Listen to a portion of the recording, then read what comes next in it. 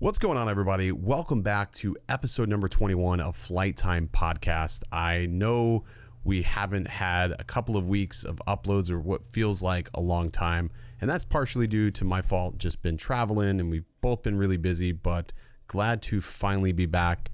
We've got finally a bit of news.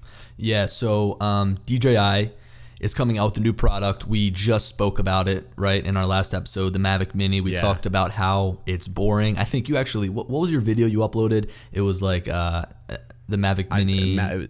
Mavic Mini, not for it's not really for me, you know. Yeah, and I think that one of the things that we highlighted in that previous podcast is that anybody who's got a drone already is probably looking to upgrade. So there's not many people who are going to say, I want to upgrade to the Mavic Mini because it's just not an upgrade. And I've seen some people make the case for it being maybe easier to travel with. I understand. Some people say that you can like shoot with it in tighter spaces, although I can't remember the last time I want something smaller than a Mavic 2. Right. But I'm excited to see what it is, but I don't think I'm really on the edge of my seat to go out and buy it, you know? I mean, especially seeing the Skydio 2, that's gotten my attention pretty much 100%. And just to see DJI coming out with a little toy, it's like it's weird. You feel like the roles are reversed because you end up seeing DJI come out with this big badass drone, and then there's another manufacturer coming out with a drone that's inferior, and it's like, oh well, of course I'm gonna buy the DJI drone.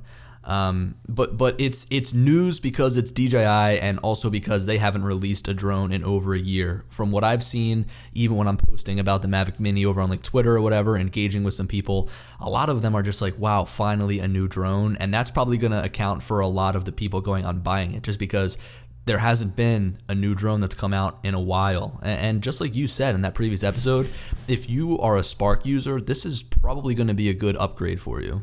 For sure. And I think a lot of it, I sort of got lit up by a couple of people because I guess, you know, being here in the States, we have pretty, you know, as drastic as our rules are for, you know, drones, they're actually pretty liberal in comparison to other countries where they have very stringent rules on weight classes and things like that. So for somebody who's in another country, this drone is going to probably be a slam dunk if you have crazy restrictions on different weight characteristics, but you still want to be able to fly, but you can't. So there's definitely going to be a lot of great use case scenarios for the Mini.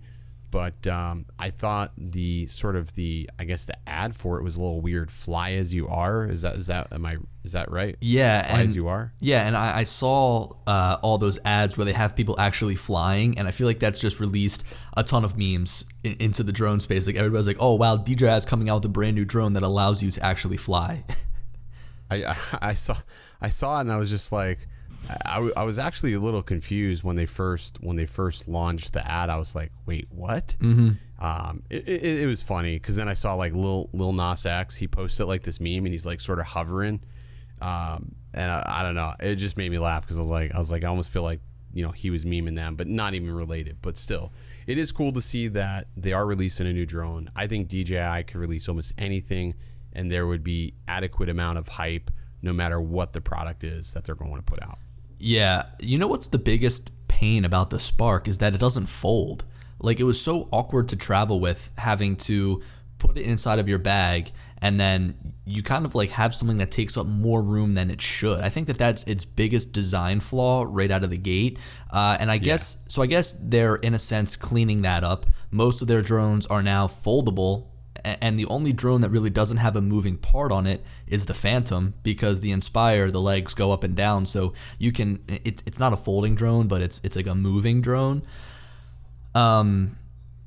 So I think that's interesting. Yeah, I think that's one of the areas they're trying to clean up, and I also think another area they're trying to clean up is their product lineup. So everything is now Mavic for the most part. There's no Spark, and maybe they'll still have it on some areas or some sites where you can buy it, but for the most part, the Spark is being phased out, and the Mavic is their consumer line. So even though you might not be excited for this drone, think about what could come after this. They could begin to update their entire product line from the Mavic Mini all the way up, and that's something that's definitely good to look forward to. Yeah, I mean, it's just going to be the start to more, more drones being released, more, I guess, innovation, we'll call it. I mean, I've heard rumors that, this drone is going to have a flight time now of 30 minutes, which is hard to believe for something so small, but I've heard this out of multiple people's mouths now. So that'll be interesting to see. I mean, we've only got to wait till what? It's Wednesday that launches. It's October 30th, so yeah, like a Wednesday? Yep, Wednesday. So that'll be cool. I guess I'll have my credit card ready to pre-order it. I don't, I might have a little bit of like credit saved up in my DJI account, but what's always great, and this is like so funny, I think of this in my mind, whenever they come out with a new drone and it's something that's less expensive or more inexpensive than the others, I'm like, oh, okay, I get a little bit of a break this time around. Like, I don't have to go out and buy a $1,500 Mavic 2. It's only a $400 drone, although they will definitely get you with accessories, so they're going to have some sort of like fly more combo or whatever. That's so true. Every time there is a release, it's always like I sort of clench because I'm like how much money am I going to have to put out? Yeah, it's like you don't want to spend it, but you're going to spend it just because, I mean, it's, obviously it's what we do, being in this, I guess, genre.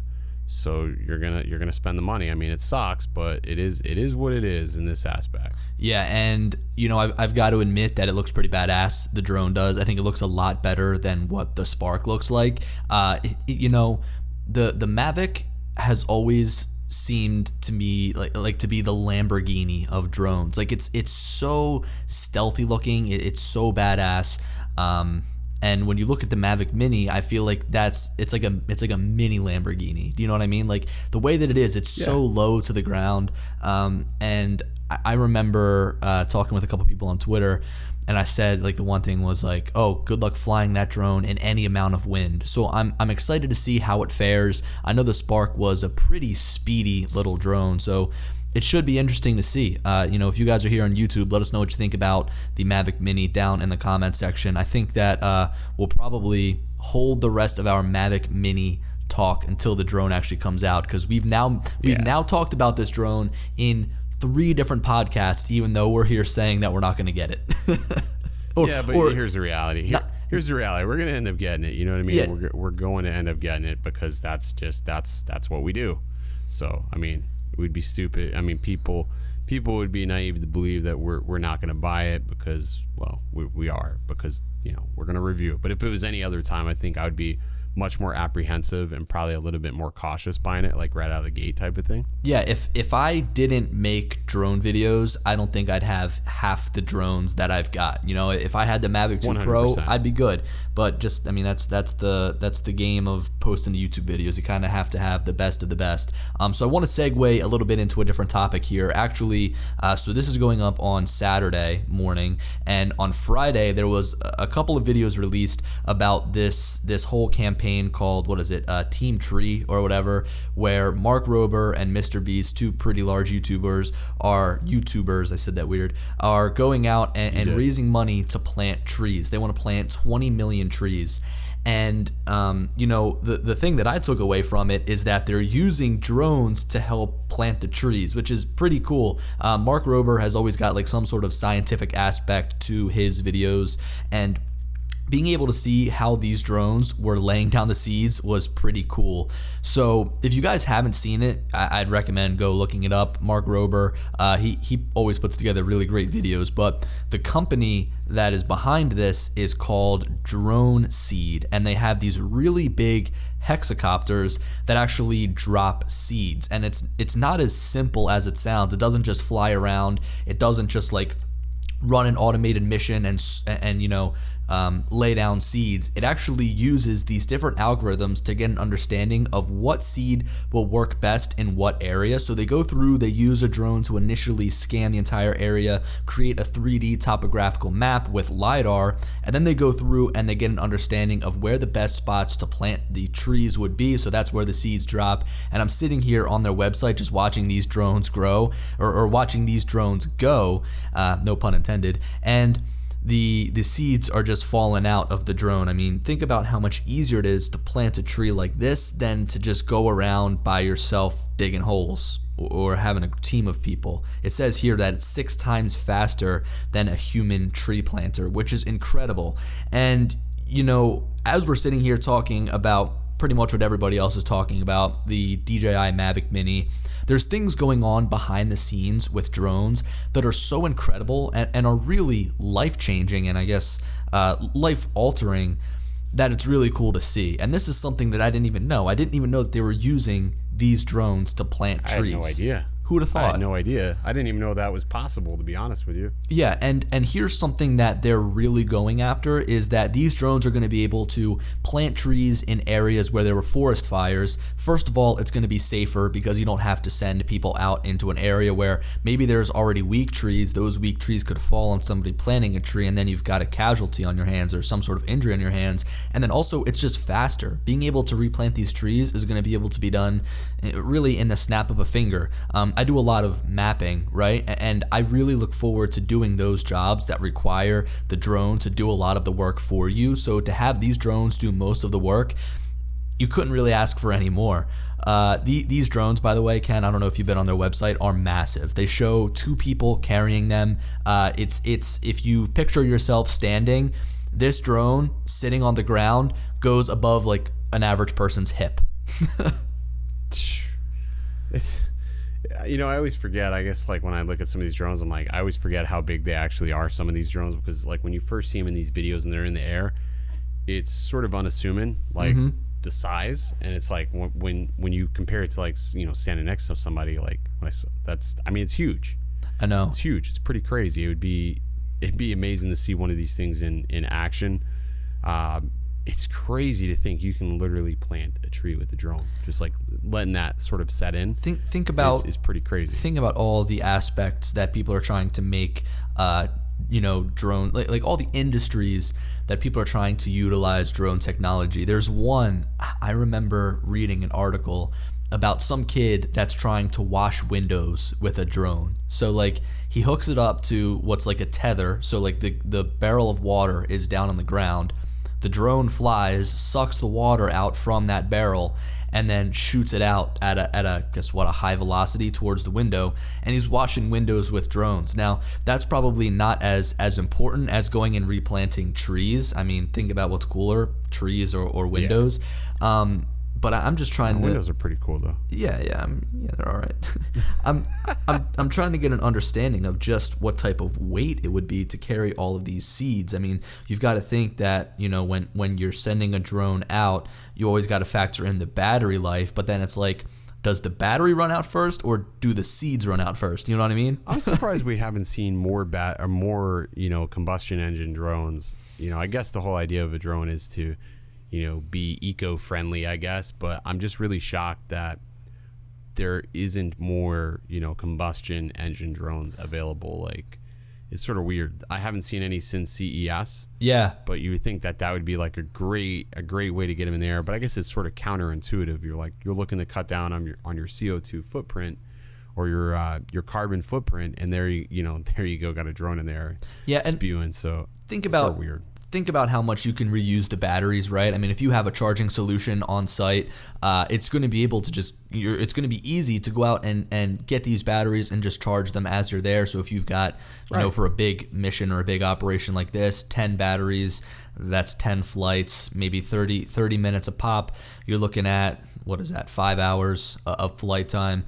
Something I've been looking into, but the buy-in would just be ridiculous, is one of those Yeti like electric generators. Have you seen those? I have not, but I haven't seen it. I've heard. So I actually botched the name. It's made by Goal Zero, and it's their Yeti power packs or whatever. You look on their like portable power, right? It's taken forever to load here on my computer. They've got options that are really small, and they go like all the way up to a $1,000 electric generator. Holy crap. It's the Yeti 1250 portable power station.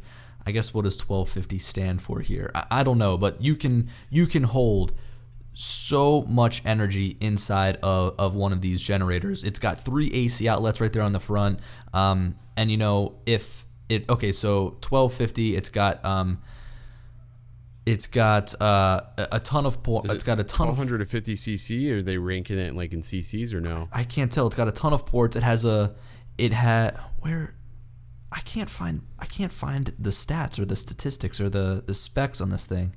It says on here though, smartphone 60 plus recharges. A GoPro camera 200 plus recharges, and then to top it all off, right? If you're worried that you're going to be running out of power in the field, you can pair it with a solar panel. So you can get like a 100 watt solar panel, these huge massive sheets that you set up to then, refill that generator as you are using the energy. So it's cool. It's something that I've looked into, obviously getting one on like a smaller scale so that I can just plug in right in the trunk if I have to. Something that's actually really nice. I just got a new car, a new used car, and it's got an AC outlet in it. I'm so hype about that. Tesla? No, I got a Ford Escape, and in the back it's got an AC outlet, so like I can charge my drones on the go, which is huge. Didn't you had a Ford Escape, right? Yeah, it was a 2012, and I just got a 2014. You love the Ford Escape, man. I think you're a Ford guy. Well, look, on a personal note, I was in 2 really big car accidents in a Ford Focus. One of them, a woman blew a stop sign, and another, a kid blew a red light. And they were accidents where I probably could have lost my life, but I walked away, really even without a scratch. The Ford Focus literally saved my life. So, that's amazing, dude. I know, just being like, it sucks that I have firsthand experience, but knowing that those cars are so protective and can fare through accidents so well, I think that I'm going to be like a Ford customer unless I go with Tesla for the rest of my life. I feel like I'm going to see you like next week. You're going to be like, hey, I'm really busy. And you're going to be like in Detroit or something. Ford's going to have you do one of those little testimonials where it's like the side face. No, you know what? Those really are dramatic. Those are the Chevy commercials where they have like the real people come in. You know what I'm talking about? Yeah. Chevy's all about that. So DroneSeed, pretty cool, pretty great use of drones. It's something, again, that I really didn't have any idea they were doing. If you guys are interested in checking out that whole Team Tree thing, I think it's just literally teamtree.org, and you guys can donate if you want. They say that every single, let me see, I'm just looking it up here, teamtree.org, every single dollar donated is one tree planted. I think they've already raised $2 million at the time of recording this. It's pretty incredible. It's pretty incredible, and it's cool to see that, it's a lot of it's all YouTube inspired. Obviously Mr. Beast, big influencer in the YouTube world. So it's just cool to see that, he's doing something like this because it's a great initiative, and I wish more of us could do something like this. Yeah, he's getting a lot of creators to jump in and help, and even though we have like 700 subscribers on our podcast channel and all the other people watching on the other platforms, I figured I'd still put it out there. If you guys want to go ahead and check it out, the link is in the description. Good stuff. So moving on to topics, not to keep the pace moving, but so this past week, let's talk about this. Preluding up to this next week is commercial UAV. In lieu of commercial UAV, we've seen a lot of sort of promo ads being tweeted out, posted online from Skydio, all geared and aimed towards the commercial pilot. Have you seen any of those? For Skydio? Yeah. For Skydio. I've seen a lot of things. Not only have they partnered up with Drone Deploy for mapping, but they have also been teasing some stuff about search and rescue operation with the drone flying autonomously in really tight scenarios. Usually when you think of search and rescue, you think of big drones flying overhead, but chances are if there's really thick tree coverage, it's not going to help you at all. So the Skydio 2 allows you to really get into these tight spaces. And I love that they're not just pitching this as like a selfie sports action drone, but it's more of a drone that, you can use it for those purposes, but they're putting the technology to a really good use. So seeing it for search and rescue is awesome. And I feel like we can't go any further without mentioning that dock. The dock is so cool. For those of you that don't know what it is, it's basically a little area or a little box. It's a dog house almost. Yeah, like a dog house where the Skydio lives inside of there. I don't necessarily know how it works. They haven't showed behind the scenes stuff, so I don't know if you like pull out the controller and push a button. I don't know if you go up to the actual the dock and push a button, but the front opens, the drone is ejected from like a little arm, and then it flies up and it goes around and it does its thing, and it comes back down and lands on that little arm that comes out, and then it brings it back inside of the box. So initially I'm thinking about use cases for this. Think about if you've got a couple of job sites you're trying to monitor, you can have the dock on these multiple sites so that when you show up, it just begins mapping. Now, I wonder how the interface is going to work. Like, is this something that I can from home log into my computer and activate so that it begins mapping? You have to wonder. I mean, that's going to be one of the things I'm straight up going to ask them. Well, is about that dock. Yeah, and here's something. I'm hoping to see it. Here's something that comes up in my mind, right? Well, I think you're definitely going to see it. It's the Commercial Drone Expo. I bet you that they're also going to give a demo. So you got to make sure that you get some video of that. But that's just like this whole thing, because I've heard a lot of people make claims that this is just for action sports people or people that want to film themselves type of thing. And I think that they're missing the greater picture, is that this is the first drone that's gotten direct integration with Drone Deploy. Mm-hmm. They were at the Drone Deploy conference. They spoke there. They were the keynote presenters at the Drone Deploy conference, which is pretty darn incredible, actually. Yes. Really quickly, I just wanted to wrap up what I was saying about like maybe logging in on your computer and then activating the drone. That would be great, but then it comes into play like the talk of like line of sight. Like, because if I'm at my home and I activate it and the drone's just going, I don't know. There's a lot of mystery with that. I mean, I get it. It's autonomous, but I wonder, I sort of wonder with all of that, how they're going to get away with that, or if you'll still probably have to have a spotter or somebody physically there. Definitely. That's a good point, though. That's a good point. I mean, I'm sure it'll come up. I'm sure the drone police will let us know their thoughts on that rather swiftly. But that's a good point. I just autonomous flight is. That's such a gray area, though, sometimes. I just want to know more about how it works. I mean, we've seen its main function. The drone comes out, it flies up. The drone comes down, it lands, it gets, brought back in. I want to know if it charges it. Yeah. I want to know if it, I feel like that's like a magnetic charger or something. I feel like it's got to charge it. I don't know if maybe these batteries have little connectors on them, like areas where it can accept a charge via some pins. So I know that like on the Spark, it has those little connector pins on it. So if you lay it inside of the portable charger, it'll charge. So that's maybe one solution, or maybe it lands so precisely the way that it sits in there that as it gets brought back in, a USB-C port on the back gets plugged in like almost perfectly. Right. It's going to be very interesting to see. They've obviously got something worked up. I feel like charging is probably the easiest solution they had to solve in all of this. I even saw on their Twitter they were using a leaf blower, and as the drone was coming down, landing, they were trying to deter it. Yeah, and it couldn't. It came down really slowly, and as soon as it was like almost sitting in there, the motor stopped and it just fell right into place. And so that makes me believe too the hand land, and after seeing that dock, people were questioning how you would land in your hand. I'm wondering if the drone is smart enough to know once your hand is directly underneath it, that's going to stop those props. You know what I mean? Yeah, because those underslung props are definitely going to be something that could potentially pose an issue. I wonder. I don't know. I think that will be okay. I think a lot of people are freaking out. Again, there's a lot of things we don't know because there's a lot of information that they're not really giving out. Mm-hmm. I don't know. It's almost like they're purposely being coy about it. But I saw there was also another video that came out. A search and rescue worker. It was a sheriff. He was flying it, and he was like manually flying it, and he was doing like a search and rescue mission over like a gully. And there was a lot of obstacles, and he was using manual flight, and this thing was just so smoothly just navigating past brush, and it was pretty impressive. Mm-hmm. It was really impressive. But something I saw, speaking of autonomous flight, is DroneLink. I don't know if you've ever heard of that. So I have heard of it. I feel like amazing. Amazing. I may have gotten an email from them about something, whether it be like a promotional or marketing email, but I've definitely heard of them.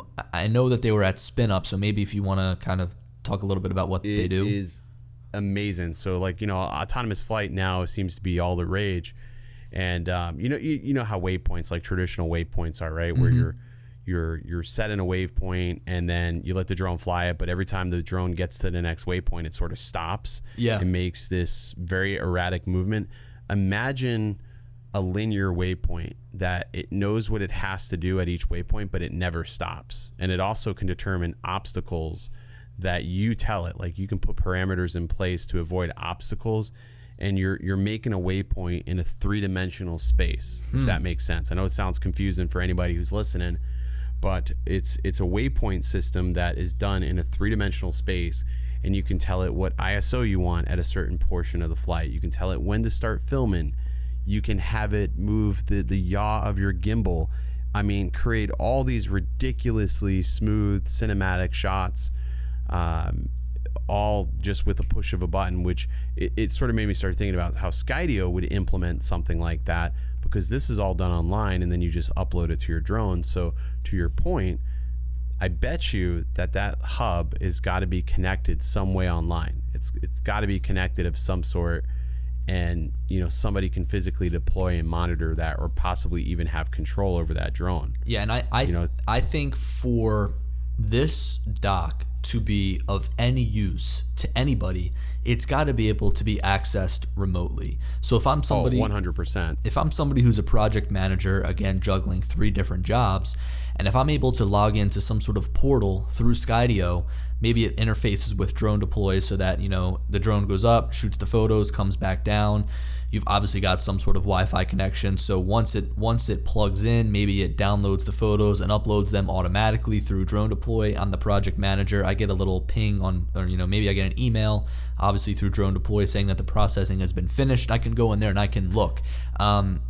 And you've got to imagine that you can just have somebody on site where, obviously this is planned, and you say, hey, for an hour, I'm going to need you to look over this drone while it's flying. So while these limitations are in place, where obviously you're going to have to have visual line of sight, all the other rules really don't care, but visual line of sight is a big one. That's something that's going to impede the dock, in my opinion, but I do hope that leniency begins to come out from the FAA, and we begin to see some changes from them in a lot of different regards, because flying beyond line of sight is really dampening a lot of the cool things that drones. All right, I'm not going to say cool things. UPS got provisioning. No, UPS got provisioning for this, so I can't imagine that with Skydio, as smart as these guys are, that they sort of haven't thought ahead of that.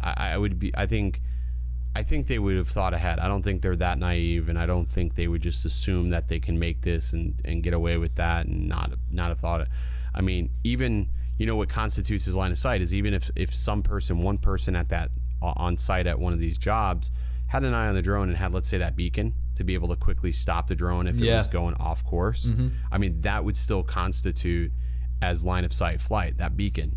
They don't have to necessarily fly it, but they just got to be able to quickly remote stop that drone from exiting whatever geofenced area it's set to do their map on. Yeah, it's true. I mean, that would constitute. It's true, but really the main reason why this dock is going to be so good and so powerful is because the Skydio 2 is so good at flying by itself. Again, we haven't flown it, we haven't gotten any hands-on time, but from what we've seen from other people, what we've seen from the examples out there, this drone is so good at just doing things by itself. Even now with the Mavic 2 going up, like when I'm mapping or whatever, it's a little bit uneasy seeing the drone fly by itself, but I have a ton of faith in that drone, and seeing like the Skydio go up, I feel like I would be totally fine with just putting the controller down on the ground, letting it run a map, and like walking to go, I don't know, 100%. Eat lunch or something. Like it's so good. It looks so good. Yeah, I agree. I mean, I've sort of lost a little bit of faith in the Mavic, just between the battery situation and just, I don't know. I mean, I did wreck it and it survived, but still, I don't know. Like, it's sort of been letting me down a little bit lately with certain things. Matter of fact, I've been using my Phantom a little bit more, filming recently, just because it's doing well, and I don't know. I feel like I've got a better handle on the flight with that than I do the Mavic as of recent. But it'll be interesting to see. I'm going to try to ask as many questions as I can of them, as many questions as they're willing to answer. I am nervous, though, about the delivery date of these drones. I hope that they can meet the demand and that they're actually going to deliver in November. They really didn't specifically say a specific date. I'm hoping it's November. Like mid-November would be super ideal. I know. But I hope they meet that target deadline, because otherwise I think they'll give a good leg up to DJI, and the people who are wanting the Skydio may buy the Mavic Mini just because it's something new. It's that FOMO. Well, I wonder if the Mavic Mini is going to feature any of these autonomous light features. I mean, I don't want to see the same stuff baked into this drone that we've seen from all the other drones. All right, cool, add active track, add the point of interest, add all those flight modes, but make it do something different. Like even the APAS system, Advanced Pilot Assistance System, or whatever that they released with the Mavic Air and is now in the Mavic 2. Like, it's a great idea and concept, but when you put it into APAS, the drone flies so slow. Like, it just doesn't make sense to even use it. So it's a great start in my opinion, but Skydio came out and pretty much just kicked them right where it hurts with this drone, and they've got to do some big improvements onto the APAS system. I agree. I agree, and we'll have to see what happens. I wouldn't say my expectations are incredibly high for the Mavic Mini. I'm just being completely honest. I don't have very high expectations because I know what it's for. I know what it's geared for. So I've set realistic expectations for that drone. Yeah. But who knows? I almost don't even want to say it, but I mean, I've heard stories and rumors about even the Mavic 3, which I think is too soon to start talking about that until CES time. Or until we get more solid evidence. But I mean, obviously, the Mavic Mini has to be the most leaked drone I can remember in some recent time. It really that has to be the most leaked drone. I think it's the most leaked drone since the Spark. I remember in the very beginning of my YouTube channel, the Spark was coming out, and I posted like 3 or 4 rumors videos on that because I remember that the rumors just kept coming. There was so much information on that drone. It was insane. No, there really was. And I mean, I remember there was a lot of rumors and speculation and things around the Mavic 2, but that was only after they canceled the first event. That's when we started seeing leaks, and those seemed a little bit more intentional. But nonetheless, I mean, it's cool to see that there are new products on the horizon. It's cool to see that, obviously the industry is not dead like everybody thought. I think everybody freaks out every time there isn't a new drone that, oh my gosh, they're done making drones or whatever it is. I think we all have these wild assumptions sometimes before we get these products physically in our hands, and especially like Skydio. There's been a lot of hype, and I just hope that it meets it, because I know when the Evo first came out, lots of hype around the Evo, and when it first hit my hand, I was sort of like, this sort of missed the mark a little bit, until they started updating things. Once they updated things, okay, it got better. But it's that first impressions are your last impressions, unfortunately. Yeah, it's true. Hey, speaking of the Mavic 2 event getting canceled, did we ever find out why it got pushed back? They never did. And I mean, I know after when that event first happened, remember when we finally got these Mavics in hand, there was like 2 people, the only 2 instances I knew of this, where people broke the Mavic 2 Pro gimbals, and we were sort of wondering, well, oh my gosh, do we have a gimbal gate on our hands? Yeah. And, honestly, after wrecking the Mavic and multiple people wrecking the Mavic and it falling out of the sky, I have yet to see that happen to anybody else. Neither have I. I don't even really remember I remember the gimbals like falling off or whatever, but I don't remember they're falling what right off on the yaw motor, I thought it was. Or not, was it the yaw motor? Maybe it was, I think it was the yaw motor. It was falling off on the yaw motor, like that back piece. And then they were talking about the adhesives that they used to hold the motor to the plate, And yeah, my thought is maybe they turned the gimbal on with the cover on or something. That was my thought. You know what? I was teaching a class the other day for drones, and I had every single person turn the drone on with the globe on, the Mavic 2 Pro. They all had Mavic 2 Pros coming into the class. They all got Mavic 2 Pros. Like when you pay for the class. You actually pay for a Mavic 2 Pro. And they all turned on the drone with the gimbal guard on, and I almost like lost my mind. I was like, no, don't do that. You're gonna ruin the motors. I guess if you do it a couple of times, it's not gonna kill you. I know that I've done it a few times. I'm not gonna lie. I've done it, and I mean, it's so funny because I'm not saying we're professionals by any means, but it's like when we do stuff like that, I'm like, I'm the last person that should be doing that. Like, I should know better type of thing. But I mean, it happens. Like, I've done that multiple times where I've hit the power button, not even thinking about it, and boom, the drone's on in a moment, and gimbal guard's still on. So I've done that actually a lot, and it's fine. It's always been fine, which is crazy. Yeah, you know what's something that I'm really glad they finally implemented? Like, one of the things that annoyed me to death was with these drones, when you calibrate the compass, the gimbal is still on, and when you move it to like the side, the gimbal just starts like freaking out. Like, I know even with my Phantom, when I do a compass calibration and I put it on the side, it just starts grinding and like whining. Yeah. How often do you calibrate yours? I mean, mine must say to me all the time, calibrate your compass. And I'm like, not today. And I'm like, I take right off. Yeah. I love it. As soon as I'm off the ground, it's fine. Yeah, I get it every single time. And I think that with the newer drones, the Mavic 2s, you can take off and you can just bypass that compass error, but with the Inspire, you can't. And here's the good thing about it, right, is like, I'll try to calibrate it, but sometimes it'll just continue to fail, and I say, all right, let me just take off. I take off, everything's fine. But with the Inspire, when you go and try to take off with the compass calibrated, it straight up won't let you. And if I can't get it calibrated, then I've got to try walking to all these different spots and try calibrating it in different areas, and it's just such a pain. That is really annoying, man. That is really annoying that, I don't know. I remember being at a ball field or something. I can't remember where it was, but no matter what I did, I could not take off because there was rebar down there. And it was with the Evo. The Evo won't let you take off, which it should, because if you think about it, you get away from the rebar, you're going to be in good shape. Yeah. Which is sort of goofy, but I don't know. Well, we'll see how they do with the other drones. I think that's one good saving grace to the Mavic 2 Pro.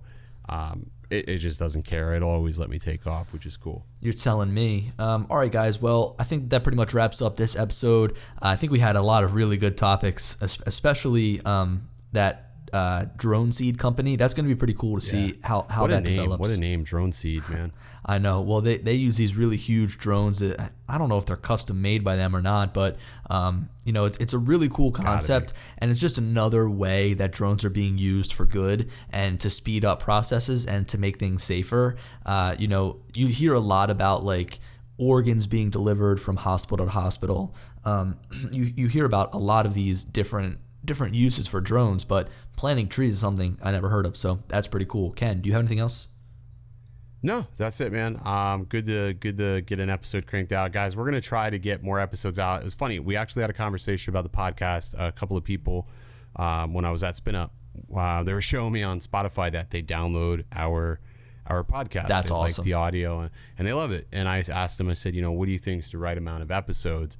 And honestly, a lot of them said 2 is the perfect amount. So we'll definitely take that into consideration. They liked it. They thought the timing was good. But I couldn't believe how many people actually listen to us on Spotify versus YouTube. Yeah, that's... So I was like, it's pretty cool. I got to look through some of that software a little bit more to see like if it shows where the downloads are coming from, like the statistics. That would be pretty interesting to see where people are listening from. I think that we get a bulk of our viewers here on YouTube, or our listeners, and that makes sense. I mean, we're on YouTube. But you guys, if you want to go over and listen to us on like Apple Podcasts, Spotify, Google Podcast, we should be pretty much anywhere where you want to go and listen to a podcast. And if we're not, let one of us know, and I'll try to do my best to get us over on a different platform. So yeah, just let us know. But anyway, guys, thanks for tuning in. Thanks for listening. And we will catch you next episode. Later, guys.